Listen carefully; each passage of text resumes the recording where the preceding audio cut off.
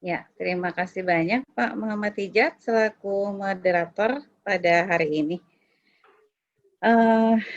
Assalamualaikum warahmatullahi wabarakatuh. Bapak Ibu hebat yang berada di ruang virtual ini pada pagi ini, sekali lagi saya ucapkan selamat pagi dan selamat datang. Yang saya hormati Bapak Wahid Nara selaku Ketua Wilayah IGI Sulawesi Selatan. Yang saya hormati juga di sini ada Bapak Rahmat Hidayat yang nanti akan menjadi pemateri kita pagi ini. Terima kasih atas kesediaan untuk membagi ilmunya pada pagi hari ini. Juga ada Pak Danang Hidayat yang hadir di ruang virtual ini. Kemudian saya tidak menyampingkan bahwa di ruang virtual ini Bapak Ibu dari DKI Jakarta, begitu juga dari Sulawesi Selatan, selamat datang dan Assalamualaikum warahmatullahi wabarakatuh. Bapak Ibu guru hebat yang pada pagi hari ini kita harusnya libur tapi tetap semangat untuk belajar. Seperti yang sudah diberitahukan bahwa guru yang tidak lelah belajar maka akan menghasilkan murid-murid yang senang untuk belajar. Ya, kita tahu betul kita harus bersyukur kepada Tuhan yang Maha Kuasa bahwa kita diberi kesempatan di ruang virtual ini untuk mengikuti webinar yang dilaksanakan oleh Ikatan Guru Indonesia Wilayah DKI Jakarta bersinergi dengan Ikatan Guru Indonesia Wilayah Sulawesi Selatan. Langkah ini merupakan jalan mensinergikan semua guru-guru Indonesia agar bangkit semangat lagi untuk mewujudkan merdeka belajar. Dan untuk itu kita tidak bisa sendirian dan untuk itu kita harus bergandeng tangan semua elemen bangsa untuk menjadikan organisasi profesi guru sehingga guru-guru menjadi tangguh dalam kualitasnya, juga berdaya, mandiri, dan setidaknya menjadikan putra-putri yang akan kita didik nanti kita sebagai contohnya.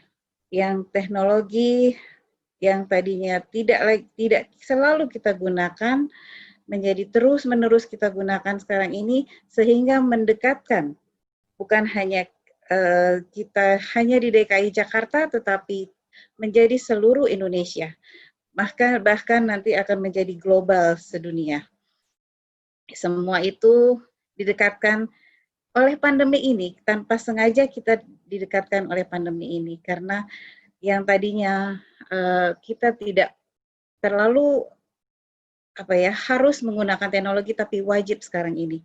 Zooming, Google Meet atau Microsoft Teams itu sudah lagi makanan kita sehari-hari sebagai guru-guru Indonesia. Dan saya harapkan nanti ke depan putra-putri kita sudah terbiasa juga. Saya tidak panjang lebar mengenai asesmen kompetensi minimum karena nanti Pak Rahmat Hidayat akan menjelaskannya lebih panjang lagi. Saya justru lebih menekankan bagaimana kita, Ikatan Guru Indonesia, bergandeng tangan untuk bersinambung berbagi. Karena ini adalah menjadi greget buat kita semua bahwa Indonesia itu luas. Jadi kita harus bersatu untuk meningkatkan kesamaan, kerataan, baik kompetensi gurunya, walaupun begitu juga dengan anak-anak didiknya.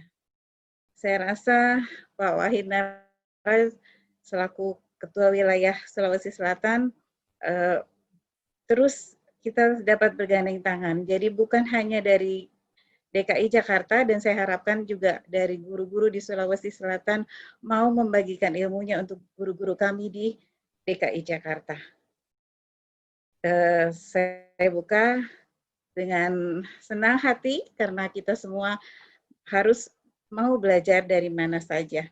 Dan begitu, ya guru-guru hebat Indonesia, selamat belajar untuk pagi ini. Saya juga akan mengikutinya sampai selesai. Ya, wassalamualaikum warahmatullahi wabarakatuh. Waalaikumsalam warahmatullahi wabarakatuh. Terima kasih Bu Tia Rizky Relina atas sambutannya. Baik Bapak Ibu, kita lanjut. Berikutnya kami persilakan dengan hormat Bapak Wahid Nara, Ketua IGI Sulawesi Selatan, untuk menyampaikan beberapa hal mungkin prakata. Kami persilakan dengan hormat. Ya, terima kasih.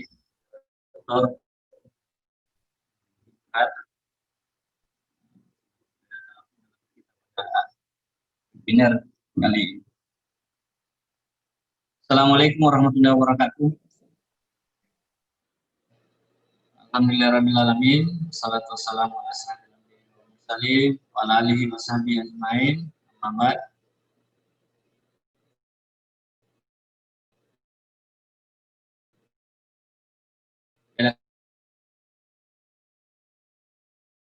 Kata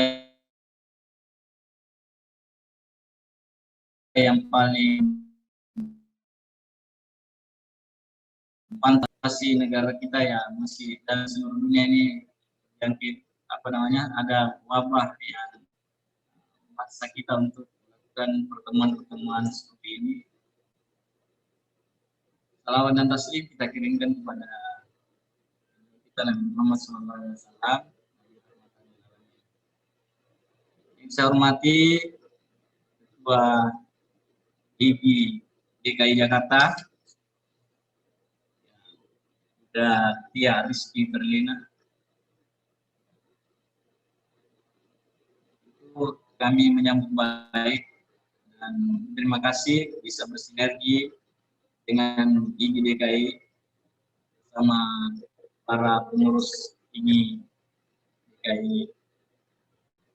Tentu terus melakukan gerakan-gerakan dalam rangka memajukan kompetensi guru.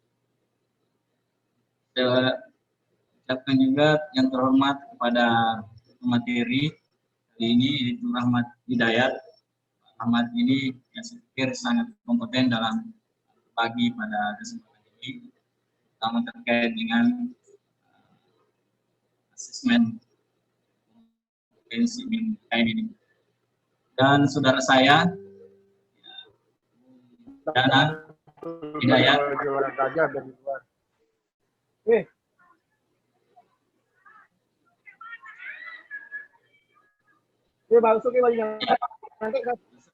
Seluruh guru-guru hebat yang hadir pada kesempatan ini. Tentunya sinergi bersama dengan IGI DKI Jakarta ini, kami dari IGI Sulawesi Selatan menyambut baik, dan saya pikir ini adalah awal yang bisa kita kembangkan secara terus-menerus untuk ikut berbagi, ikut berkolaborasi dalam memajukan pendidikan di Indonesia. Selaku salah satu organisasi profesi ya guru, ya tentu kita terus meningkatkan, terus belajar, terus berbagi, karena kondisi ke depan, kondisi saat ini ya menuntut kita para guru ya tidak hanya puas dengan apa yang kita miliki saat ini, karena prediksi ke depan ya sangat kita tidak tahu arah dan seperti apa loncatan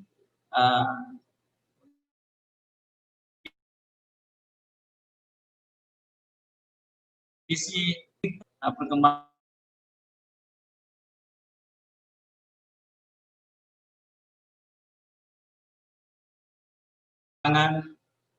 pendidikan ke depan. Ya,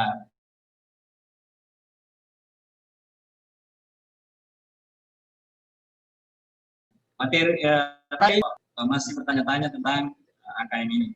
Ya, dan ini pertemuan ini saya pikir sangat bersinergi karena kami bertemu dengan di DKI pada saat saya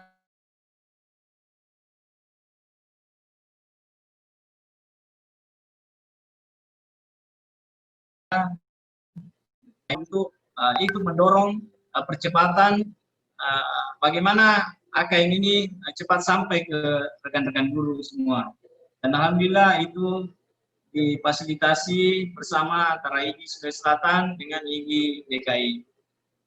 Nah, ini saya pikir kita perlu sambut baik, dan IGI DKI saya lihat ini gerakannya sangat luar biasa, dan memang saya harap DKI Jakarta itu ya menjadi dalam berbagi ke seluruh wilayah Indonesia itu harus menjadi corong utama dan garda terdepan dalam memajukan pendidikan.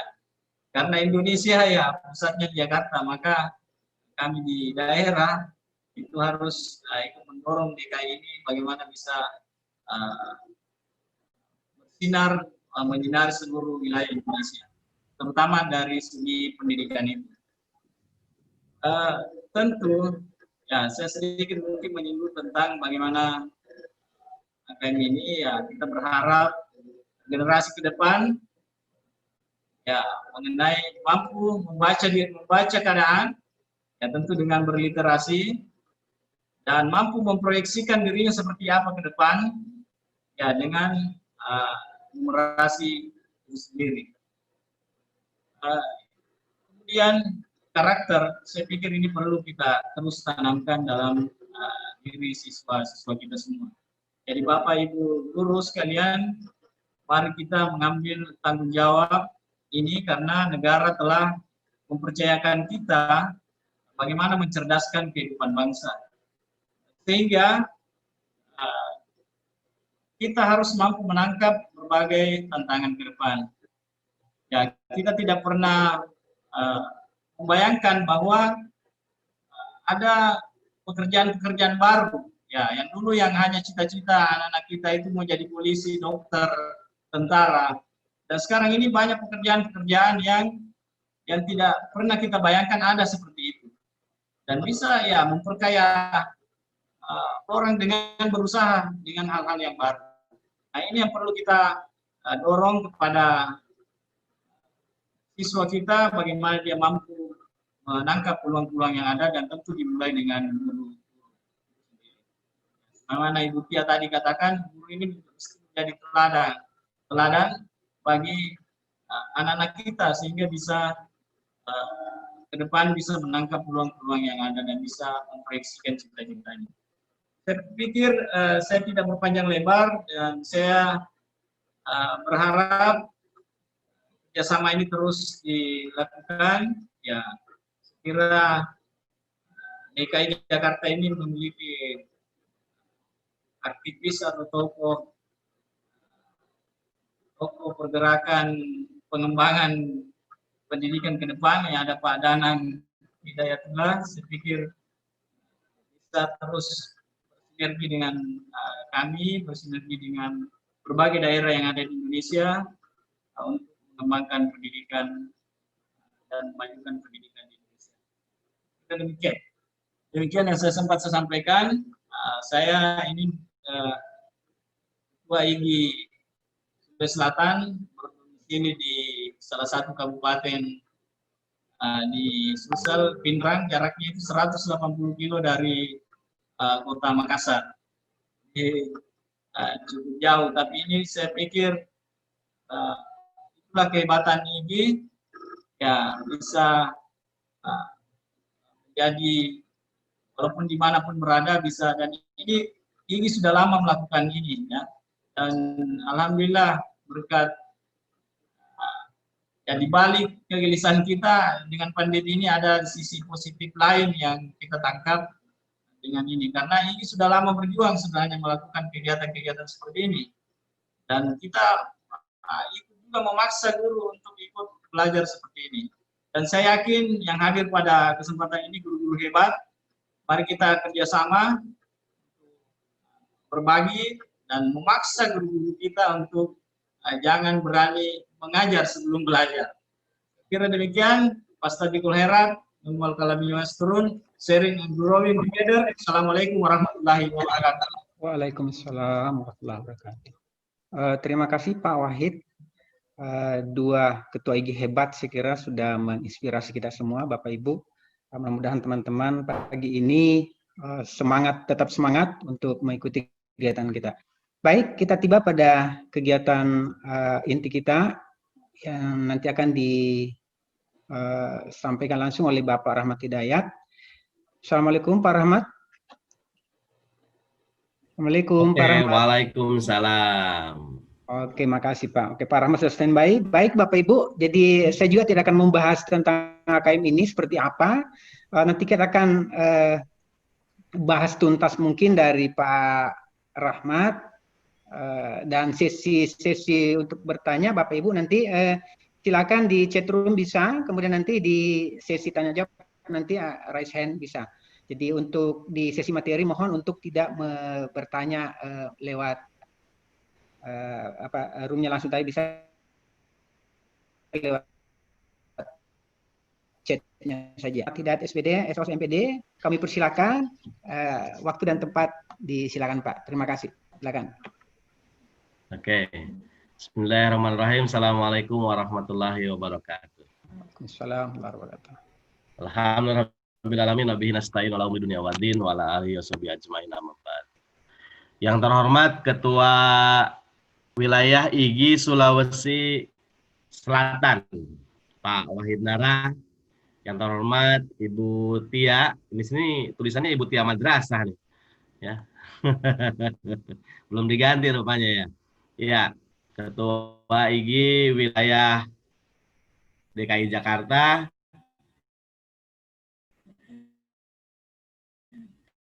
Kang dan Ketua Umum IG, dan insya Allah akan menjadi Ketua Umum Ikatan Guru Indonesia periode selanjutnya.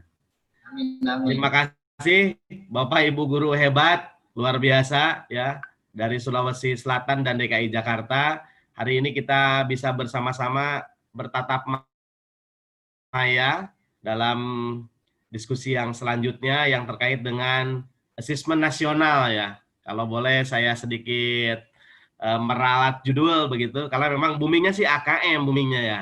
Tetapi dalam Juknis dan Juklak yang nanti akan keluar, itu nanti akan berbunyi asesmen nasional ya. AKM adalah bagian tak terpisahkan daripada asesmen nasional.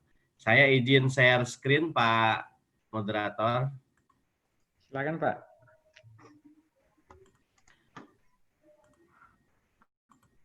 Ya, bingkai utamanya saya selalu menyampaikan bahwa kita hidup di abad 21 ya. Makanya pembelajarannya pun harus pembelajaran abad 21. Ya. Di abad 21 ini ada yang disebut dengan UK ya. UKA begitu. Bukan UKG ya. UKA nih. UKA itu singkatan dari A-nya, U-nya itu uncertainty. Penuh ketidakpastian. Ya.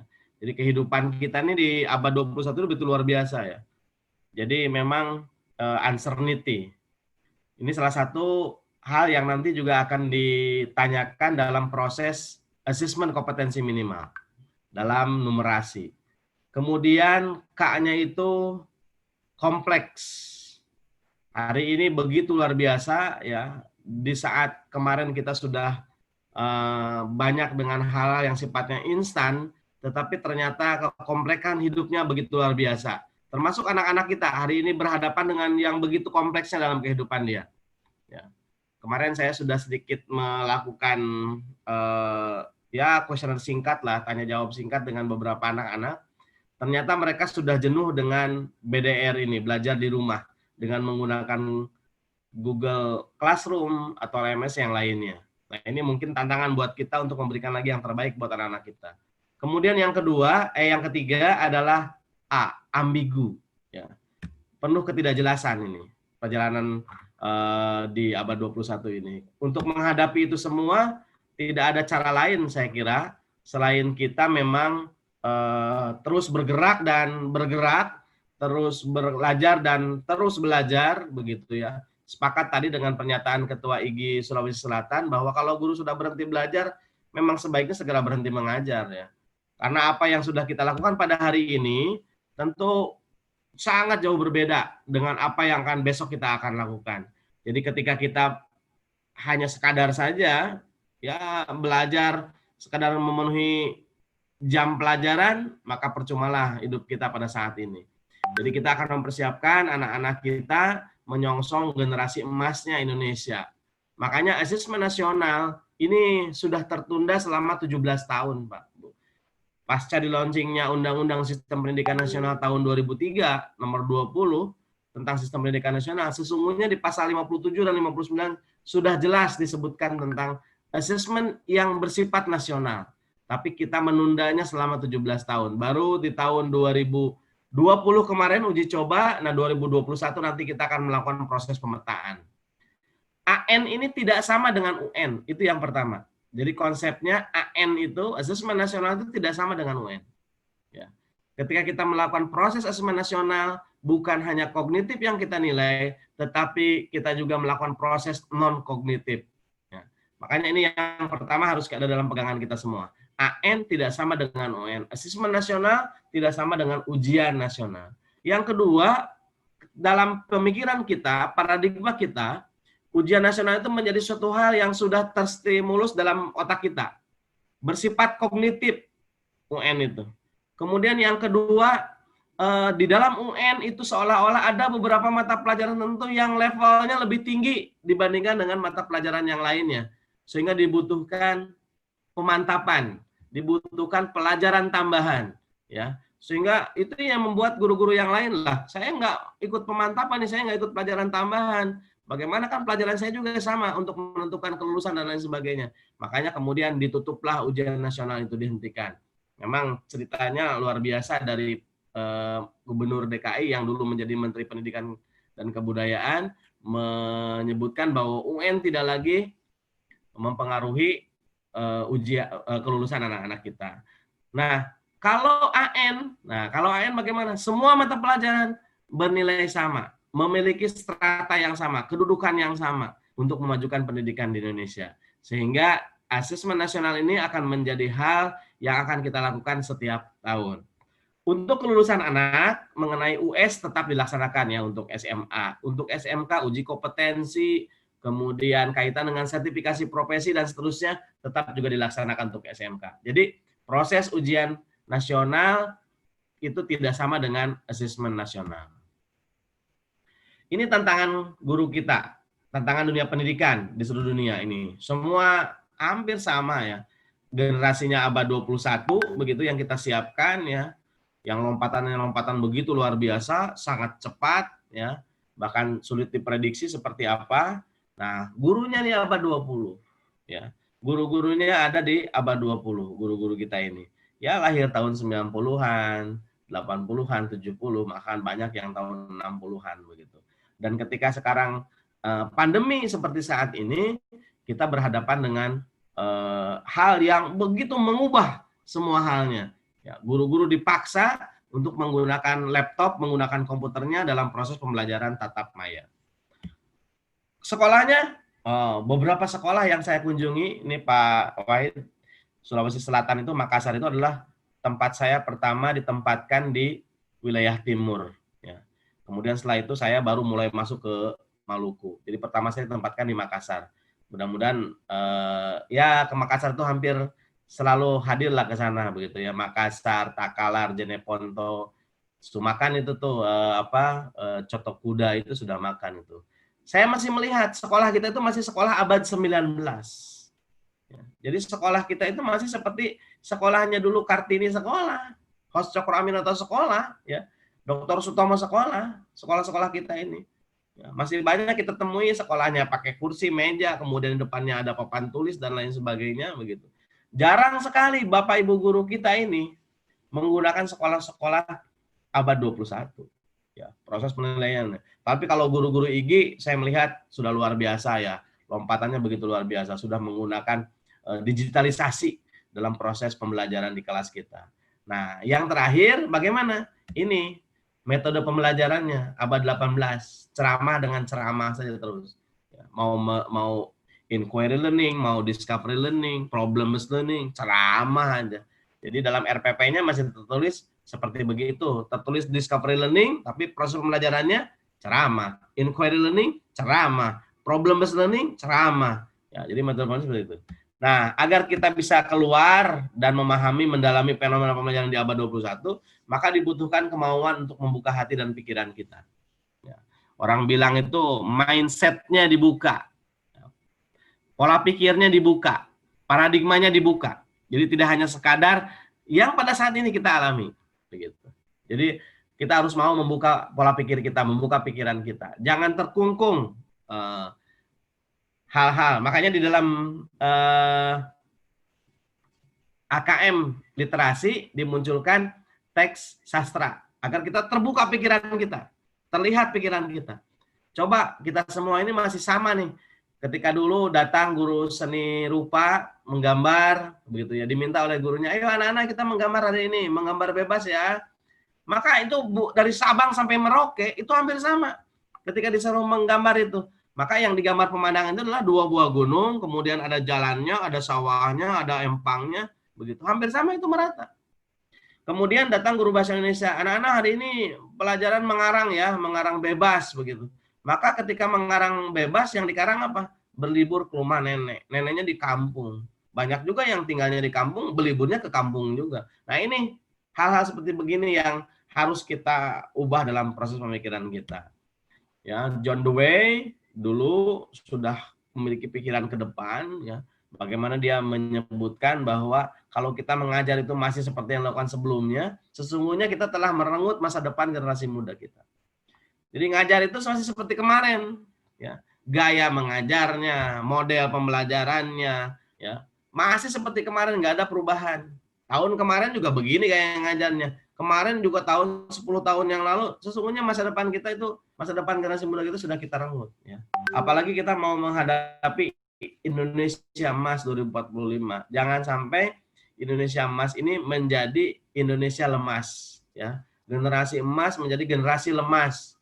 Ya. Bonus demografi menjadi musibah demografi. Nah ini yang harus kita hindari agar jangan sampai terjadi seperti begitu. Asesmen nasional akan menjawab ini semua. Asesmen nasional akan menjawab ini semua. Tokoh kita, penginspirasi pendidikan, Ki Hajar Dewantoro, dulu menyampaikan bahwa pendidikan itu adalah untuk memajukan budi pekerti yang pertamanya. Makanya di dalam asesmen nasional ada poin yang kedua, yaitu survei karakter. Survei lingkungan belajar. Sehingga kalau kita menyampaikan pada anak-anak kita, anak sekolah 3 tahun di SMP, 3 tahun di SMA, tapi masih buang sampah sembarangan, sesungguhnya gagal proses pendidikan yang sudah kita lakukan. Ya, Bapak dan Ibu, ini kebutuhan anak-anak kita. Ya, ini kebutuhan anak-anak kita. Ini kebutuhan anak-anak kita ketika mereka akan masuk di dalam dunia kerja mereka. Dari mulai kemampuan komunikasi, sudahkah kita ajarkan, sudahkah kita tularkan, sudahkah kita contohkan kepada anak-anak kita kemampuan berkomunikasi, ya, kejujuran, kemampuan bekerja sama, leadership, kepemimpinan, ya, tidak TBC, tidak bisa komputer, begitu ya, kemampuan komputernya, kemampuan beradaptasi, ya, sampai dia anak memiliki jiwa kewirausahaan. Nah ini harus kita lakukan pada anak-anak kita. Karena pintar saja pada hari ini jelas tidak memiliki apapun juga, pintar saja ini. Ya. Jadi indeks prestasi yang tinggi ternyata tidak juga lantas bisa mendukung kehidupan dia. Apalagi kalau kita hubungkan dengan teorinya Binet. Ya. Bagaimana tentang intelligence quotient, emotional quotient begitu ya. Walaupun teorinya EQ itu kemudian sama Howard Gardner itu dibantah dengan kecerdasan majemuk. Ya. Bagaimana indeks prestasi ini? Ya, ada 100 orang pintar, 100 orang yang IQ-nya tinggi, hanya 20% saja yang berhasil. Tetapi ada 100 orang yang cerdas emosinya. Apa itu? Kemampuan komunikasi, kejujuran, kemampuan itu cerdas emosi. 80 orang diyakini akan berhasil minimal dalam kehidupan dia. Ini survei memang sudah lama, tahun 2002 di Amerika, tetapi ada survei terbaru dari Stanley. Ya, Stanley itu seorang penulis buku. Judul bukunya Millionaire Mind, ya, melakukan riset terhadap apa sih 100 faktor yang menentukan orang itu bisa sukses. Ya, ternyata dia menemukan mendata 1001 orang kaya, ya, 1001 orang kaya. Bahkan 733 diantaranya sangat kaya, miliuner. Ternyata IQ yang tinggi, superior, ya, sekolah di sekolah favorit, perguruan tinggi bergengsi, itu bukan termasuk dalam 10 faktor utama yang menentukan suksesnya orang. Lalu apa kalau begitu? Penentu utamanya ternyata ada ini. Inilah yang disebut dengan soft skill oleh kita. Ya. Dari mulai kejujuran, disiplin keras, sampai dengan kemampuan menjual ide. Nah, inilah yang harus kita lakukan dalam proses pembelajaran kita di kelas-kelas kita. Nah, ini semua dijawab dengan tuntas oleh asesmen nasional yang akan kita cobakan di tahun 2021. Revolusi Industri 4.0 sudah mengubah berbagai macam kehidupan kita.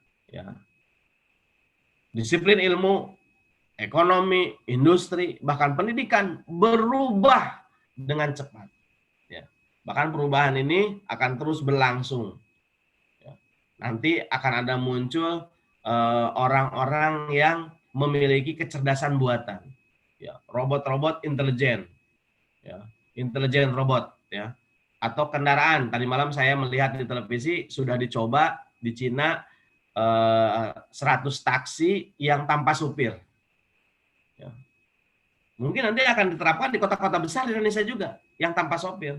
Jadi kebutuhan orang makin lama itu ternyata makin berkurang. Ya. Kalau kita lihat dalam proses kita sekarang, ya, dulu di jalan tol itu ada penjaga karcis. Ya, kerjanya rutin itu, tidak perlu berpikir itu, rutinitas dia kerjanya. Tapi sekarang sudah tidak ada, diganti dengan elektronik. Ya. Nah, ini semakin penting kecakapan sosial. Ya. Bagaimana munculnya marketplace di mana-mana, ya, aplikasi-aplikasi, dan semua berbasis aplikasi. Ke daerah-daerah sudah berbasis aplikasi, termasuk proses pembelajaran kita. Kalau pembelajaran kita tidak menggunakan aplikasi, juga ketinggalan juga kita. Nah, ini yang disebut dengan kecakapan di abad 21. Ya. Bagaimana kecakapan abad 21 itu ada 4, ya, critical thinking, kreatif, komunikasi, dan kolaborasi. Yang menjadi jangkar adalah kolaborasinya. Nah, ini 4 hal yang menjadi dasar dalam proses learning and innovation skill. Ini yang harus dan sedang kita lakukan. Ya, bagaimana anak diajak berpikir kritis, kreatif, mampu berkomunikasi, mampu berkolaborasi. Soal-soal di dalam asesmen kompetensi minimal melakukan soal-soal yang seperti begini. Ya, soal-soal yang mengajak anak untuk berpikir kritis dan selanjutnya. Bapak Ibu, yang dimaksud dengan level kognitif semakin lama membuat semakin tinggi itu membuat keputusan semakin kompleks. Ya, lebih kompleks keputusan-keputusan yang kita buat. Dulu kalau kita menjumlahkan 5 tambah 8 berapa? Anak menjawab 13. Sekarang tidak. 5 tambah 8 berapa? 15 dikurang 2. 20 tambah 10 berapa? 40 kurang 10. Ya. Jadi makin meningkat. Ya. Makin meningkat. Level kognitif semakin meningkat. Kita lihat dalam taksonominya milik Bloom yang direvisi oleh Anderson, bagaimana dari C1 sampai dengan C6, dari mulai tahu, paham, menerapkan, menganalisis, ya, menilai sampai dengan mencipta, itu proses terus meningkat. Dan makin lama makin kompleks. Sampai akhirnya anak dikasih alat. Sok jumlahkan sekarang. Pakai kalkulator. 125 ditambah 42. Begitu. Anak menjumlahkan 125 tambah 42 pakai kalkulator. Tapi ada muncul masalah. Jumlahkan 58 ditambah 78. Tombol 5-nya rusak. Apa yang harus dilakukan? Nah, inilah hal-hal yang nanti menjadi bagian terpisahkan dari asesmen nasional. Ilmuwan, siapa ilmuwan? Ilmuwan itu adalah kita, ya. Ilmuwan itu adalah kita, guru-guru, siswa kita, itu adalah ilmuwan. Semua berangkat dari low order thinking skill sampai dia menuju pada high order thinking skill, ilmu yang dikembangkan. Makanya saya mendorong Bapak dan Ibu untuk persiapan asesmen nasional ini, hotnya kita perbaiki lagi, hotnya kita lakukan lagi. Jangan sampai kita melakukan proses pembelajarannya pada tataran lot saja, begitu ya. Soal-soalnya lot saja, penilaiannya lot saja. Nah, menurut bukunya Susan Brokat di tahun 2010 ada 3 ciri daripada hot itu, ya. Yang dimaksud dengan hot itu ada 3 ciri. Yang pertama adalah transfer, ya, transfer of learning. Ya, transfer of learning ini adalah siswa itu harus bisa memaknai, ya, dapat memaknai dan menerapkan pengetahuan yang telah dia pelajarinya. Siswa ini, ya, itu dalam proses transfer. Kenapa? Karena belajar untuk mengingat, ya, kalau dulu suruh menghafal, hafalkan. Nah, itu bukanlah proses transfer. Ya. Kemudian di dalam transfer ini adalah being able to think. Siswa menggunakan pengetahuan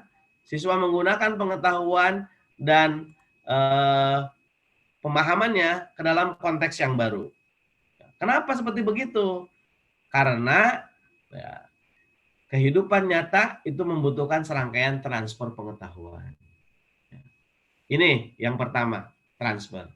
Yang kedua adalah critical thinking. Jadi cirinya pembelajaran hot, penilaian hot, sampai soal-soal hot, itu critical thinking. Berpikir kritis.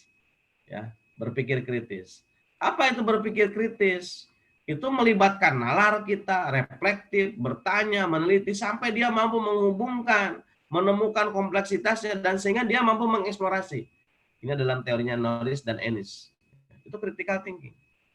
Kemudian yang berikutnya, ya, di dalam critical thinking, ya, itu ada juga muncul wisdom and judgment. Ya. Itu bagian daripada berpikir kritis. Dan kita sebagai orang yang berpendidikan, cirinya yang paling utama adalah berpikir kritis. Jadi orang-orang yang berpendidikan itu ya yang berpikir kritis. Nah, yang ketiga adalah problem solving. Jadi yang pertama transfer, yang kedua critical thinking, yang ketiga adalah problem solving. Menyelesaikan masalah. Kenapa menyelesaikan masalah? Untuk mencari sejumlah solusi yang tepat, ya, di dalam proses penyelesaian masalah. Makanya anak kita itu harus diberikan berbagai macam masalah, menyelesaikan masalah, agar dia terbiasa untuk menyelesaikan masalah. Kenapa? Karena problem are open-ended. Masalah itu tiada henti, terus sampai dalam kehidupan kita, masalah itu terus berlangsung. Ya, ini dalam proses pembiasaan kita, sehingga dalam prosesnya transfer, critical thinking, dan problem solving. Nah, muncul pertanyaan, kalau begitu hot itu sama tidak dengan AKM? Tidak sama.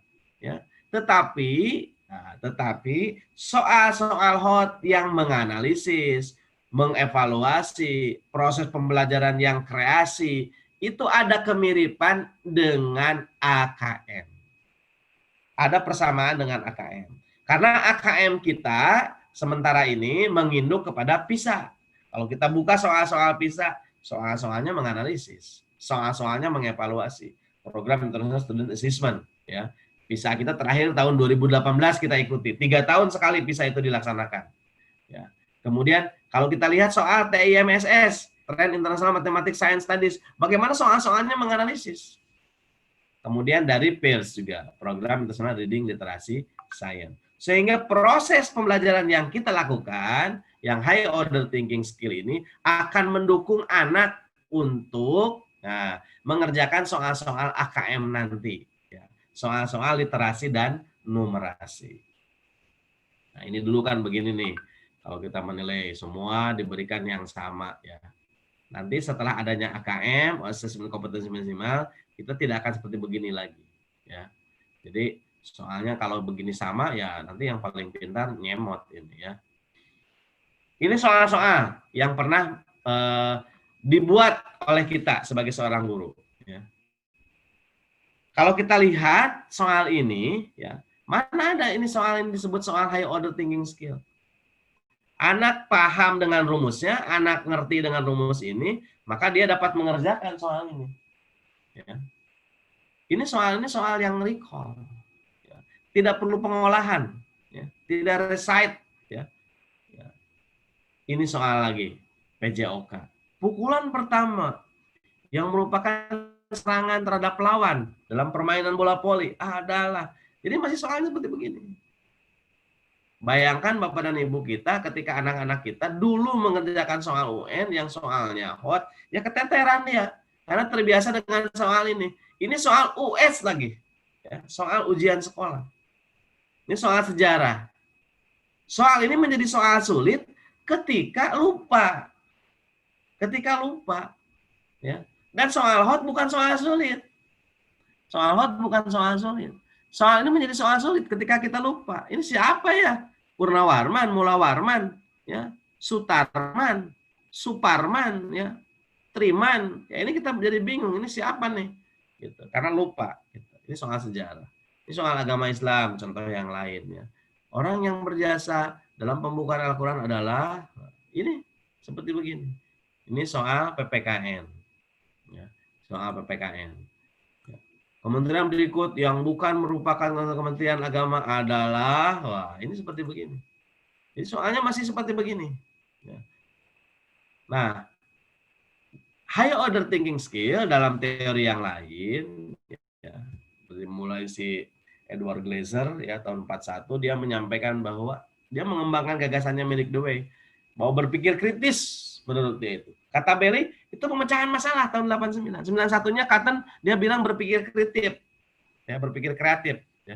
Kata Donnell itu pengambilan keputusan. Apa yang diukur oleh uji PISA? Nah, ini sebagai tambahannya. Kalau kita lihat apa yang diukur oleh PISA ternyata mengevaluasi, merefleksikan, terlibat dengan teks, ya. Ini yang kita ikuti literasi dan ini matematikanya, ya, mempromulgasikan, menggunakan, menafsirkan dan seterusnya dan seterusnya. Jadi ada sambungannya antara hot yang kita pelajari, yang anak pelajari di dalam kelas-kelas kita, dan soal-soal nanti yang akan diujikan. Ya, nyambung ini. Ya. Ini teori membuat soal lah, saya lewat ini ya. Ini contoh soal mudah, ya. Ini soal mudah nih, tetapi termasuk hot.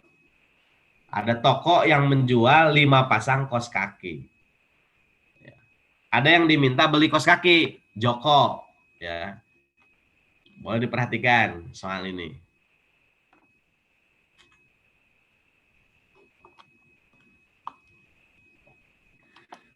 Ya. Joko ini ingin membeli kaos kaki. Ada 2 toko. Coba Bapak Ibu perhatikan soal yang ini dengan soal yang sebelumnya tadi. Bagaimana rasanya mengerjakan soal ini dengan soal yang tadi? Ya. Jadi ketika mengerjakan soal seperti begini, ya, kita melihat soal ini, ya. Ya, betul. Jawabannya A. Ya, 5 pasang, 30.000 diskon 20%. Bagus Pak, Bapak Ibu pintar bisa mengerjakan soal ini. Tapi harus dimaklum ya Pak, Bu, soal ini soal matematika kelas 4 SD. Ya, di dalam tren International Mathematics Science Studies. Ya. Ini Pak, jadi soalnya ini soal yang menalar Pak. Dua hal kita pertemukan dalam sebuah soal. Ya. Dibandingkan dengan soal yang tadi bagaimana? Wah, soal ini begitu mudah. Ya, kita melihatnya. Begitu ya. Tapi butuh proses penalaran dalam mengerjakannya. Nah, kalau kita melakukan proses pembelajaran yang menggunakan ranah hot, yaitu analisis, evaluasi, dan kreasi, maka active learning-nya akan tercapai. Siswa sebagai pusat pembelajaran akan tercapai. Ya. Karena kita kan menganut sekarang student oriented. Ya. Siswa sebagai pusat belajarnya, bukan guru. Nah, dulu taksonomi Bloom tahun 56 sudah menyebutkan bahwa lot itu tidak akan memunculkan pengetahuan baru. Tetapi kalau hot akan memunculkan pengetahuan-pengetahuan baru.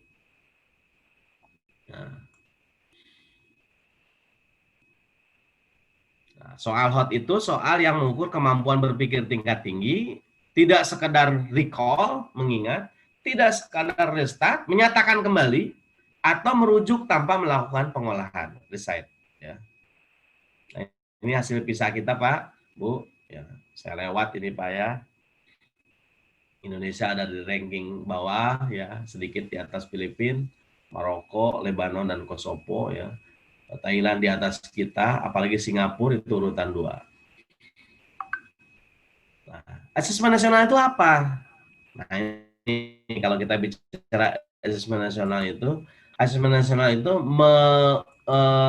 ingin meningkatkan mutu hasil belajar, ingin meningkatkan kualitas belajar, juga iklim pembelajarannya ingin kita tingkatkan. Ya. Makanya di dalam prosesnya nanti ya, asesmen nasional itu ada 3 instrumen. Ada 3 instrumen asesmen nasional. Yang pertama AKM, asesmen kompetensi minimal. Kenapa minimal? Karena tidak semua diukur. Ya. Kemudian yang kedua survei karakter. Yang ketiga survei lingkungan belajar (SLB). Ya. Jadi AKM, SK, dan SLB. AKM diikuti oleh siswa dalam bentuk numerasi dan literasi. Ya. Survei karakter diikuti oleh siswa. Nah, yang survei lingkungan belajar diikuti oleh siswa, guru, dan kepala sekolah. Ya. Bagaimana saya nih guru mengajar di 3 tempat? Ya 3 tempat sekolahnya itu harus diikuti semua, 3 sekolahnya itu. Ini untuk guru dengan kepala sekolah wajib, Pak ya. Kepala sekolah juga sama. Saya kepala sekolah di 2 tempat, ya ikuti dua-duanya. Ya. Kalau gurunya cuma 1 di 1 sekolah, ya udah sekolah itu aja 1. Ya. Tapi guru itu kalau dia ikut ada di 3 sekolah, 2 sekolah, maka di 2 sekolahnya harus diikuti. Karena ini survei lingkungan belajar. Kemudian yang berikutnya, Bapak dan Ibu, ya, kalau secara singkat, ya, asesmen nasional itu kita ingin dapatkan informasi akurat. Informasi apa? Untuk meningkatkan kualitas kita. Sehingga nanti di tahun 2021 diharapkan hasil belajarnya meningkat lewat pemetaan yang kita lakukan. Ya, lewat pemetaan yang kita lakukan. Ya. Kalau kita membaca informasi asesmen nasional, ya, itu kita ingin melakukan proses mengembangkan mutu dari waktu ke waktu. Jadi mutu kita ukur. Bahkan di paparan yang terakhir di tanggal 7 Desember kemarin, termasuk akreditasi itu akan mengambil informasinya dari asesmen nasional. Ya. Jadi akan mengambil dari sana. Nah, ini yang harus kita siapkan betul-betul. Kemudian kita ingin kesenjangan antar bagian pendidikan ya di dalam sistem-sistem pendidikan kita, desa dengan kota, ya, kabupaten dengan provinsi, Jawa dan luar Jawa, itu semakin sedikit senjangnya. Ya. Ini diharapkan di dalam asesmen nasional tadi. Kalau kita kupas, kita buka lagi, tujuan utama sekolah itu hanya ada 2 ya. Yang satu mengembangkan kompetensi, yang ketiga mengembangkan karakter peserta didik. Nah, tadi saya sebutkan bahwa kenapa nih minimum? Karena minimum itu karena tidak semua konten di dalam kurikulum diukur dalam AKM. Konten apa saja? Nah, kita akan lihat. Ya. Literasi, numerasi, bicara teks dengan angka, begitu ya. Sehingga nanti tercapai apa yang disebut dengan progres pembelajarannya, learning progression-nya tercapai. Ya. Literasi, ada 2 teks, ya, ada 2 teks yang akan kita kupas di dalamnya. Yang pertama teks sastra, yang kedua teks informasi. Ya, ada 2 teks. Ya. Teks sastra ini 5, 8, 11 nanti ketika diteskan, makin lama makin naik ke kelas 11, itu makin sedikit. Teks informasi dari SD kelas 5, SMP kelas 8, makin banyak. Jadi kemakai SMA makin banyak. Ya. Kemudian numerasi. Numerasi ada 4. Ya. Yang pertama bilangan. Ya. Masih banyak anak-anak kita yang tidak paham tentang konsep bilangan. Kemudian bicara tentang geometri dan pengukuran. Kalau ditanya, apa sih kisi-kisinya? Ini kisi-kisinya. Begitu. Yang ketiga, aljabar. Begitu. Yang keempat, data dan ketidakpastian. Ya, menuliskan data. Ini anak-anak kita sampai sekarang bagaimana menggabungkan dua grafik begitu atau membaca grafik, ini masih kurang, kemampuannya masih sangat rendah. Lalu konten domain AKM literasi, yang pertama sastra. Sastra itu kita tahu imajinatif, ya, sehingga memunculkan imajinasi-imajinasi, semangat-semangat kita dalam melakukan proses pembelajaran kita. Ya. Kemudian artistik, sastra itu. Dan terakhir dia analogi. Kalau kita baca karya-karya sastra, begitu ya, dari Bapak Pangarang, misalnya Negeri 5 Menara, ada suatu kejadian anak 6 orang itu ya, yang sedang mengikuti pendidikan di sekolah keagamaan, dia tidur, kemudian dia melihat ke atas, ya, dia melihat menara masjid, ya, dia melihat menara, dia berjanji, saya akan pergi mengunjungi menara yang lebih tinggi dari ini. Wah, ternyata mereka berhasil. Ada yang sampai ke Menara Eiffel, ada yang sampai ke Monas dan seterusnya, ya. Kecuali si Baso yang harus pulang kembali ke daerahnya di Sulawesi untuk mengajar ngaji. Ini sastra. Lalu apa saja dalam teks sastra? Nah ini, dari mulai cerita rakyat, legenda, fable, mitos, fiksi, ilmiah, sampai dengan biografi dan autobiografi. Ya.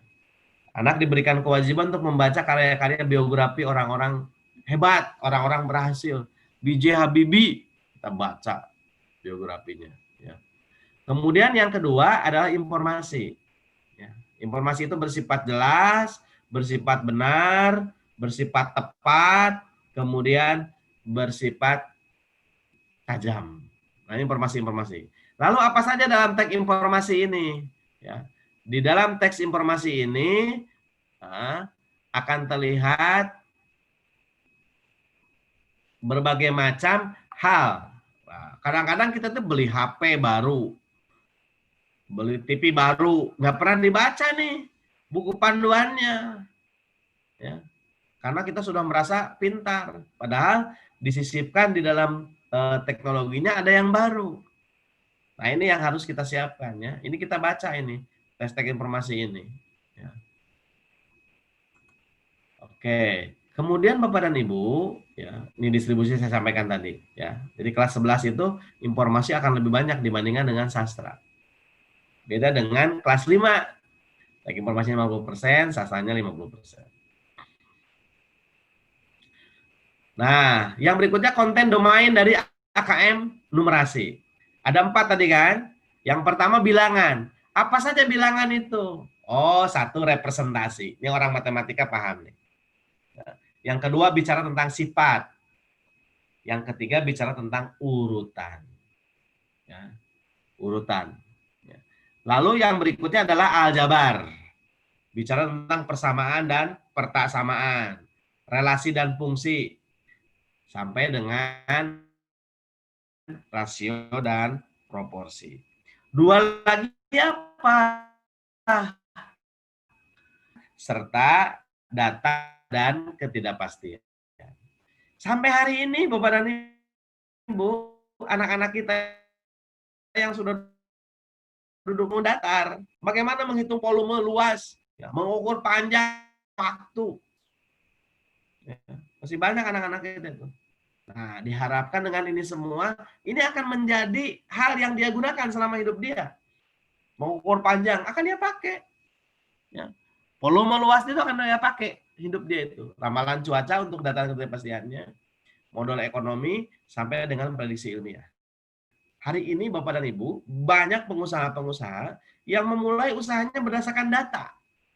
Kenapa tiba-tiba di kota Makassar itu banyak orang berjualan ayam geprek? Kenapa? Ternyata didapat dari datanya. Oh, ternyata orang Makassar itu senang dengan ayam geprek. Maka tiba-tiba akan banyak lahir ayam-ayam penjual-penjual ayam geprek di situ. Nah, ini berdasarkan data. Jadi usaha-usaha kita, bisnis kita itu harus berdasarkan pada data-data yang ada. Nah, level kognitif literasi itu ada 3. Dari mulai menemukan informasi, memahami, sampai dengan mengevaluasi dan merefleksi. Ini level kognitifnya. Sama tadi seperti yang saya sebutkan dalam level kognitifnya, taksonominya milik Bloom yang direvisi oleh Anderson tahun 2001. Level kognitif numerasi juga ada 3, dari mulai pemahaman, knowing, ya, applying, penerapan, sampai dengan reasoning, penalaran. Ini kita lakukan. Ya. Jadi levelnya meningkat. Termasuk otomatis kalau ditanya, kalau begitu soalnya juga meningkat dong. Dari SD yang kelas 5, SMP kelas 8, SMA kelas 11. Iya. Mana yang lebih tinggi di SMA? Oh, jelas. Memahami, mengevaluasi akan menjadi lebih tinggi. Penerapan, penalaran akan lebih tinggi di SMA. Soal-soalnya. Ini kalau bahasa Inggrisnya ya. Saya lewat ini semua. Nah, kita bandingkan dengan yang punyanya belum. Seperti begini. Ini yang bisa kita lakukan dalam proses pembelajaran. Jadi kan sudah nyambung antara level kognitif di dalam AKM, asesmen kompetensi minimal, dan milik taksonominya belum.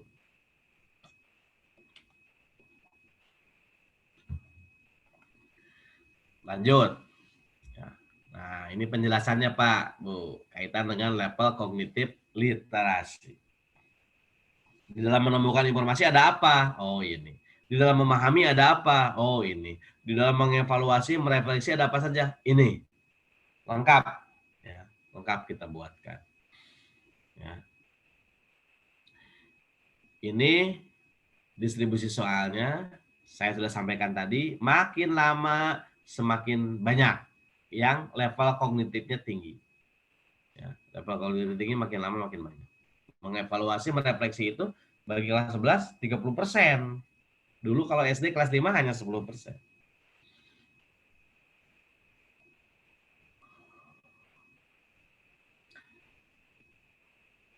Level kognitif numerasi sama tadi ada 3, dari mulai knowing, applying, sampai dengan reasoning. Nah, ini juga ada knowing apa saja? Mengingat, mengidentifikasi. Applying apa saja? Memilih, menentukan, menyatakan, kemudian. Sampai dengan reasoning, menganalisis, memadukan, ya, mensintesis. Oke, ini beberapa slide saya lewat ya. Nanti Bapak Ibu saya berikan slide-nya ya, biar nanti bisa dipelajari. Yang soal-soal saya lewat ya, beberapa soal saya lewat.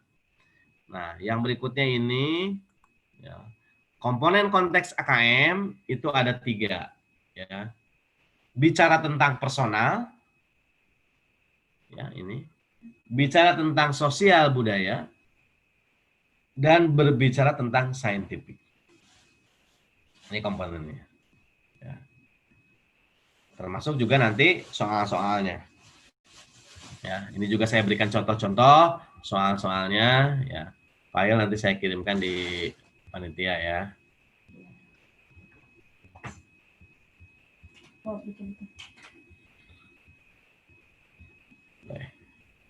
Nah, Bapak dan Ibu, marilah kita melakukan proses assessment, ya, itu menjadi assessment yang kontekstual, bukan lagi assessment yang tradisional. Ya, jadi kalau tradisional itu konteksnya dunia kelas buatan, ini dunia nyata. Ya, seperti tadi, anak mengerjakan soal, memilih kaos kaki memang benar, kehidupan dia seperti begitu. Ya. Dalam bilangan misalnya, urutkan dari yang bilangan dari yang kecil ke besar. 2/3, 10%, 0,58. Urutkan. Itu yang konteksnya dunia kelas. Tetapi kalau konteksnya sudah dunia nyata, realistis, soalnya akan berbunyi begini. Membeli barang. Ada yang diskon 30 plus 20%, dan diskon 50%. Kemana kamu akan membeli barang? Kan sudah begitu satu sekarang. Atau beli 1 gratis 1. Ya, beli 1 gratis 1. Ya. Jadi itu sudah konteksnya sudah konteks dunia nyata. Maka asesmennya kita tinggalkan yang tradisional menuju asesmen kontekstual. Kalau ditanya bentuk-bentuk soal AKM ada 5 ya.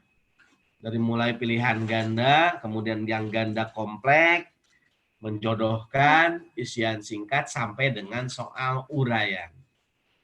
Nah, ini bentuk-bentuk soal AKM. Ya. Nah, jenis-jenis AKM, asesmen kompetensi minimal, itu ada 3. Jenis AKM itu ada 3. Yang pertama, asesmen kompetensi minimal nasional yang akan kita lakukan pada bulan Maret tahun 2021 untuk SMP, untuk SMA, SMK. April SMP, Agustus SD. Ya. Ini mengukur kelas 5, kelas 8, kelas 11. Ini akan serentak kita lakukan. Dengan masing-masing jumlah anak, ya, maksimal SMA, SMK, SMP itu 45 orang. Cadangan 5. Jadi jumlahnya 45 orang. Lalu ditanya, ini apa kita siapkan anaknya? Tidak. Nanti pemerintah yang akan memilih anak-anaknya. Jadi pemerintah yang akan langsung memilih anak-anaknya. Dari mana? Dari Dapodik. Kalau guru kan tadi saya sampaikan dengan kepala sekolah wajib ikut. Ya. Jadi kita akan lihat, ya, kita akan ambil datanya oleh pemerintah langsung. Ya. Dan 45 orang, 5 orang cadangan. Kalau dia misalnya yang 45 orang ini ada yang sakit, sudah kita tahu sehari sebelumnya, masukkan cadangannya. Tetapi kalau ternyata sakitnya sudah ikut hari pertama, maka hari keduanya nggak usah diganti. Begitu ya. Jadi harus berlanjut itu. Harus berkesinambungan. Ya. Dan menggunakan komputer.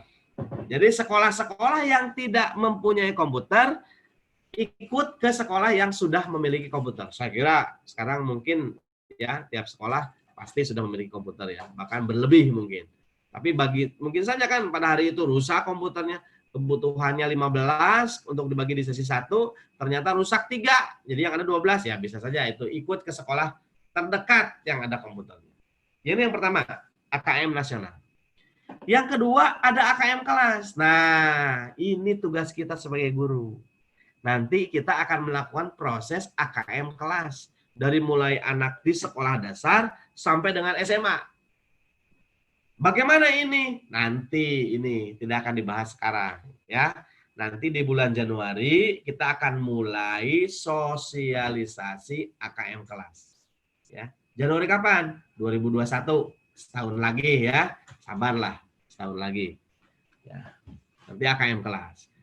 Dan yang terakhir adalah AKM sertifikasi kelas 12. Juga nanti ini ya sosialisasi dan segala macamnya akan dilakukan. Tapi kalau lihat di jadwal ini sudah terjadwal Februari tahun 2021. Ya. Bagi siswa yang mau sementara ini. Apa yang saya sampaikan sini belum ada juklak, juknisnya belum ada, permennya belum ada. Nanti kita akan lebih jelas, lebih lengkap di dalam permennya ya, di dalam juklaknya yang dibuat. Surat edaran yang akan dikeluarkan oleh Kemendikbud. Ini jenis AKM. Ada 3. AKM nasional, AKM kelas, dan AKM sertifikasi. Komponen asesmen nasional, 3. AKM nasional, survei karakter, survei lingkungan belajar. AKM nasional, diulangi sekali lagi, literasi, numerasi, diikuti oleh siswa. Survei karakter, kita ingin memunculkan ya, aspek-aspek yang terpilih dari 6 profil pelajar Pancasila. Jadi kita ingin ada anak yang memiliki profil-profil pelajar Pancasila. Siswa pesertanya. Ya. Lingkungan belajar adalah pesertanya siswa, guru, dan kepala sekolah. Apa itu profil pelajar Pancasila? Yang pertama jelas, beriman, bertakwa, berhalak mulia, berkebinakaan global, bergotong royong, bernalar kritis, mandiri, dan kreatif. Ini diharapkan menjadi harapan-harapan kita. Anak-anak kita itu seperti ini profilnya, profil pelajar Pancasila. Kemudian muncul pertanyaan dari Bapak dan Ibu. Oh ini lini masanya ya. Ini saya lewat lah. Nah, ini saya lewat. Masuk langsung sini.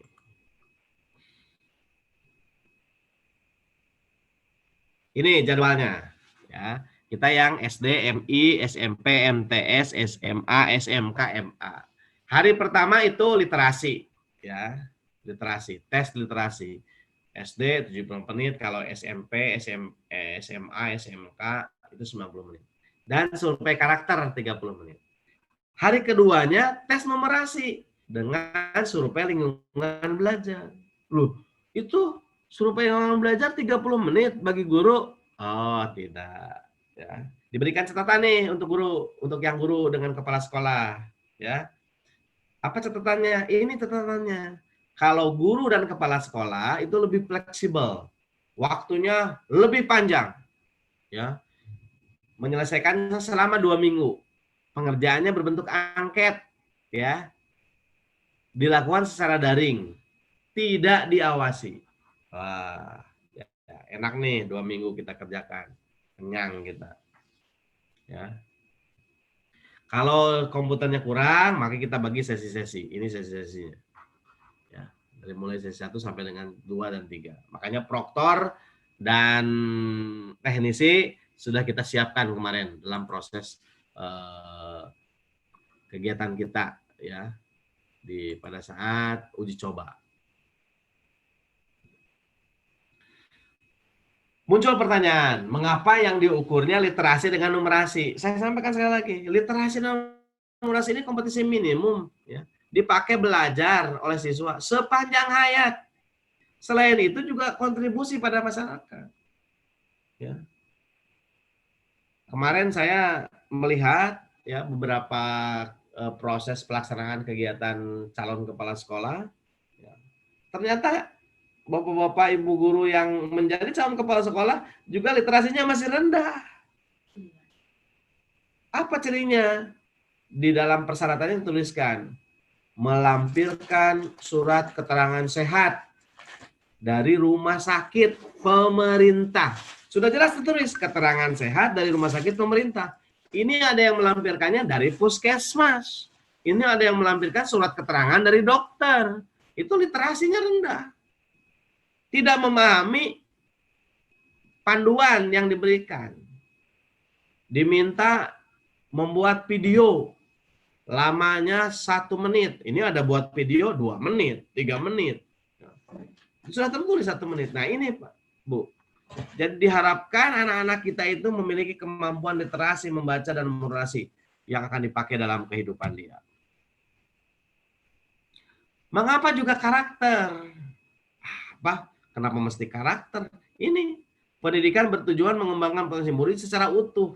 Ya, seperti kita ketahui, bangsa kita sedang sakit hari ini. Ya. Di masa pandemi saja masih korupsi. Ya. Kalau kita ini diminta oleh jaga pesan ibu 3M, dia mah kebablasan 17M korupsinya, gitu. Beda. Nah ini, ya. Jadi ini yang kita lakukan, karakter kita nih Pak, ya. Nah ini pemetaan mutu sistem pendidikan, perlu diketahui yang 2021 ya, catat ini 2021 tidak digunakan menilai prestasi murid atau kinerja guru dan sekolah. 2021, 2022 mungkin ya menilai prestasi murid. Ya. Bahkan menurut informasi ternyata ketika ada sekolah yang nanti siswanya tergolong masih rendah, maka akan diberikan pelatihan khusus. AKM-nya rendah. Laporan hasil asesmen nasional diberikan kepada guru sebagai evaluasi diri dan perbaikan pembelajaran. Murid, orang tua, guru, dan sekolah tidak perlu cemas, tidak perlu melakukan persiapan khusus untuk menghadapi asesmen nasional. Ya. Tadi saya sampaikan di awal, marilah kita melakukan perubahan proses pembelajaran kita dengan melakukan proses pembelajaran kepada anak, mengajak anak menalar, kepada anak untuk problem solving, problem based learning, makanya model pembelajarannya project based learning, ya, tidak ceramah dan ceramah. Tindak lanjutnya seperti begini Pak, nanti akan kelihatan ada potret level kompetensi, nanti makanya di belakang akan saya lihatkan, ya, level kompetensi kita. Kompetensi diharapkan menjadi kompetensi cakap dan mahir, levelnya level sekolah, ya, Ini diharapkan menjadi perbaikan kualitas pembelajaran. Oke, Bapak dan Ibu, saya lewat juga ini soalnya. Nanti Bapak Ibu dijadikan pegangan ya, dilihat oleh Bapak dan Ibu soal-soalnya. Nah, ketika selesai melaksanakan AKM, maka kita akan mendapatkan rapot seperti begini. Ada yang disebut dengan perlu intervensi khusus, ada yang terkategorikan minimal, ada yang baik, dan mahir. Kita harus mendorong anak untuk masuk di baik dan mahir. Kalau lihat raport di sini, sekolah ini ya, yang baik dengan mahirnya numerasinya hanya 20%. Yang baik dan mahir. Literasinya hanya 30%. Sebagian besar perlu intervensi khusus dan minimal. Apa itu intervensi khusus dan minimal? Baik dan mahir. Kita buka di slide berikutnya. Nah, ini kita menyebut dengan mengajar sesuai tingkat kompetensinya. Yang pertama PIK, perlu intervensi khusus di dalam literasi membaca. Bapak dan Ibu ya. Jadi ciri anak ini yang pertama ketika dia perlu intervensi khusus, ya ini pertama yang terendah ya dari bawah. Kalau dia diberikan bacaan, tulisan, soal, dia tidak mampu mengambil informasi yang eksplisit. Ya. Jadi nggak tahu nih informasi eksplisitnya apa, makna tersuratnya apa dari bacaan yang dia baca. Jadi nggak ngerti apa ini tulisan ini secara eksplisit. Itu yang perlu intervensi khusus. Big. Kalau yang kedua, kedua dari bawah, dasar atau minimal, dia baru bisa menemukan informasi yang eksplisit dan membuat interpretasi sederhana. Tapi implisitnya belum dapat dia. Hanya dia mampu membaca makna tersuratnya saja. Tersiratnya belum. Ya. Apa yang ada dalam isi bacaan tadi. Nah, kalau dua level di atasnya, yang cakap dan baik, cakap baik atau mahir, yang terakhir, yang paling tinggi. Kalau cakap itu dia mampu membuat interpretasi, ya, informasi yang implisit. Jadi bukan hanya eksplisit, implisit juga dia bisa. Dan dia membuat simpulan. Dari mana? Dari integrasi beberapa informasi dalam sebuah teks. Itu yang cakap. Yang mahir, yang paling tinggi, dia mampu mengintegrasikan beberapa informasi lintas teks. Ya. Isinya dia evaluasi, kualitasnya seperti apa, cara menulisnya bagaimana, dan dia reflektif, bersifat reflektif dari isi teks. Ketika dia baca, ini tulisannya salah. Nah, itu reflektif. Ya. Coba Pak, Bu, kalau kita itu kan percaya dengan apa yang disebut dengan the power of repetition ya Pak. The power repetition itu akan menyebabkan kita refleks. Lihat orang-orang yang olahraga, latihan bela diri, memukul, ya karate misalnya, latihan cu dan cuki, ya dia latihan memukul, ya dia latihan memukul dari mulai ban putih, ya sampai dengan ban hitam sama memukul begitu. Kenapa? Karena dia percaya dengan the power of repetition, kekuatan mengulang. Ketika dia dapat mengulang terus, mengulang, maka saat berhadapan dengan musuh yang memukul dia refleks. Nah itu. Nah Bapak Ibu, kalau kita sudah membiasakan di kelas-kelas kita, anak diajak menalar, membuat informasi, ya, memilih informasi, mampu membedakan jenis-jenis informasi, bahan bacaan begitu. Anak dibiasakan dalam proses pembelajaran kita, ketika berhadapan dengan soal-soal AKM, literasi, maka dia mampu bisa menjawabnya. Ya, ini yang pertama, literasi membaca.